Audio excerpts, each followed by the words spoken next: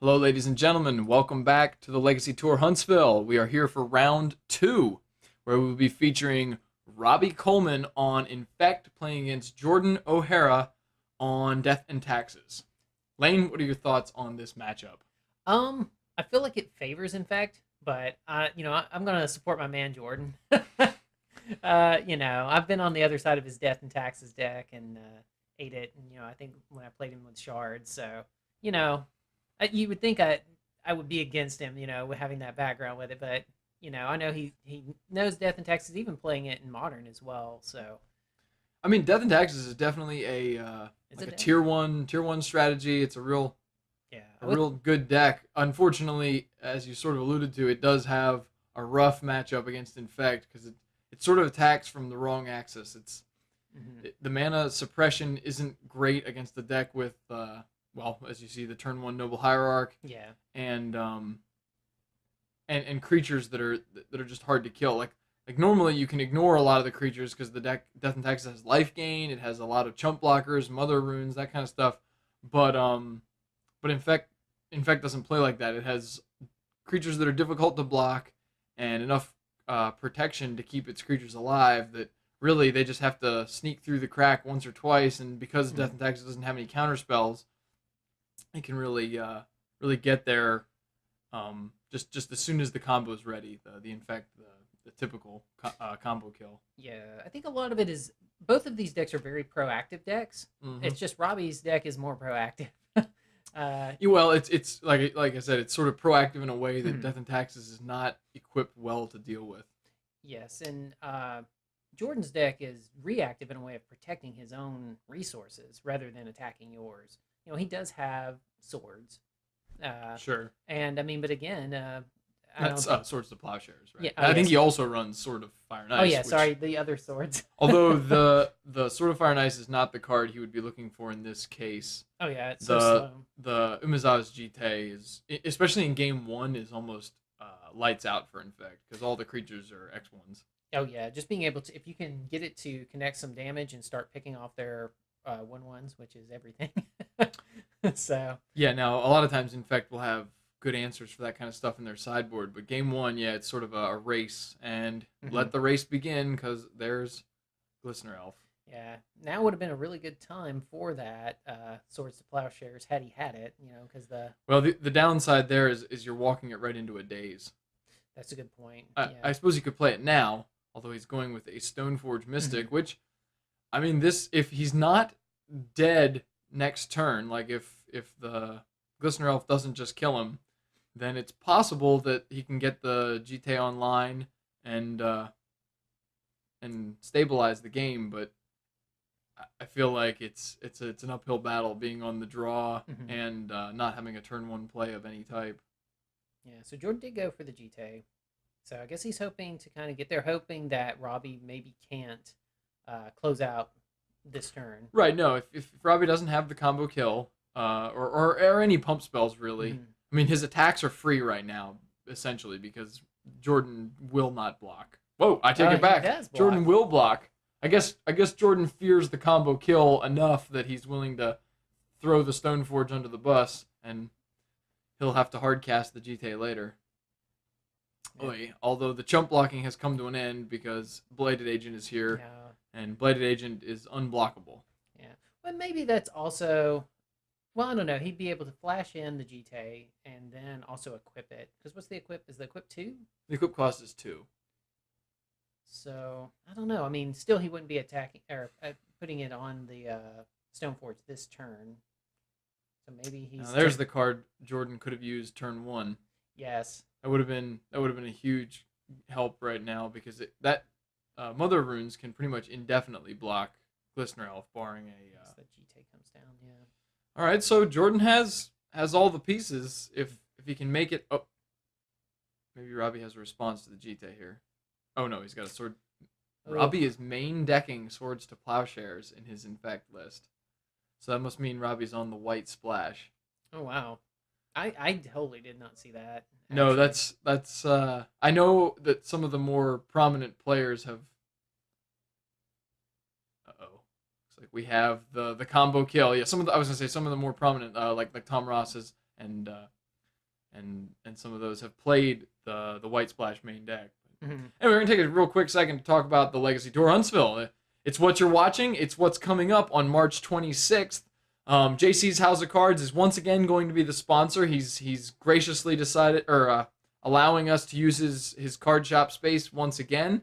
The entry fee is going to be $20. It was $15 for this event, but it's going up to $20. We want to give even bigger and better prizes and really push for everyone to finish their Legacy decks. The proxy limit will be dropping to just 4 cards. So if you've got a playset of whatever you're missing, you're covered. But otherwise, you're going to have to finish those decks off, and now's a good time. To the sideboards we will go. We got Robbie and Jordan's lists here. What do you think, Lane? Oh, man.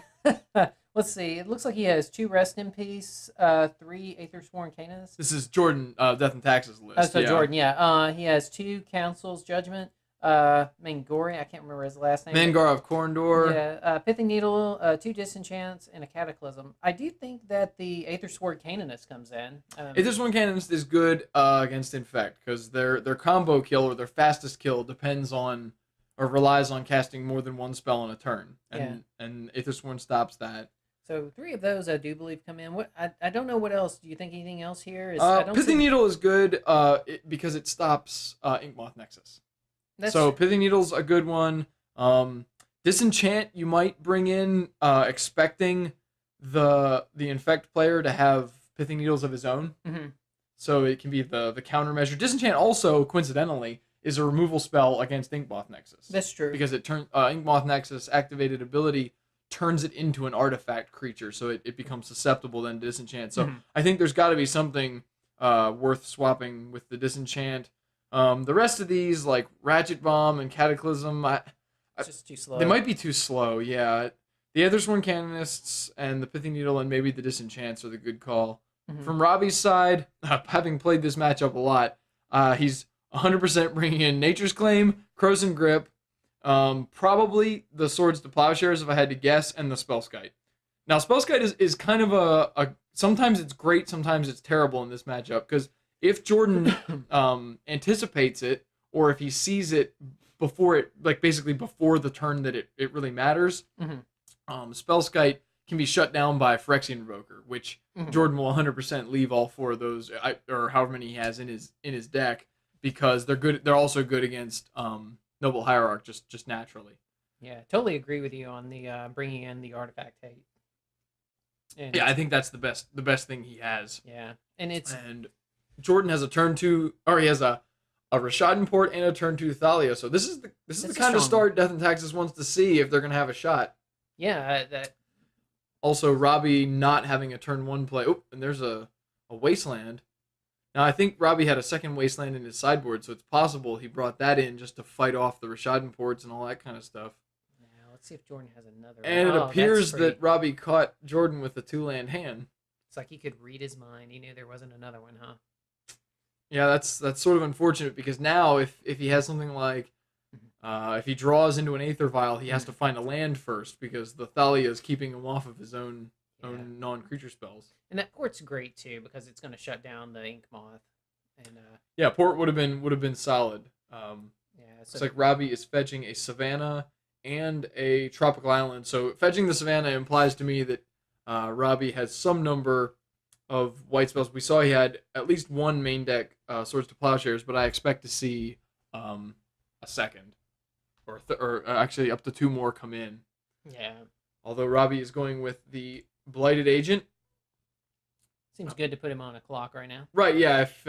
If Jordan has no land drops, which it appears he missed his third, and now again his 4th land drop. I see it looked like a Swords to Plowshares in hand, but unfortunately he is unable to cast another land drop. Like I said, the Thalia sort of hamstringing him worse than it is Robbie. So Robbie gets to untap unmolested. It's never the position you want to be in, but well, Robbie's going for the poison counters, so it must mean he doesn't have quite the full-on combo finish here. Is that a Tom Ross token? That is one of Tom Ross's invitational poison counters, and a Sylvan Library. Wow, yeah. So Sylvan Library is a good card on the play against Death and Taxes. I don't know, I might have sideboarded it out, although it looks solid here. Yeah, Looks like Jordan was able to find a second land. Yeah, it's almost like he's virtually going first. He's already ahead on mana.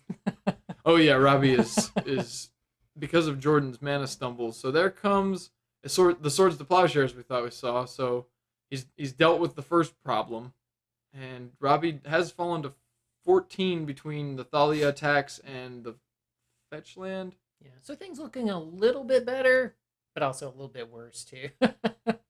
I see another creature coming down.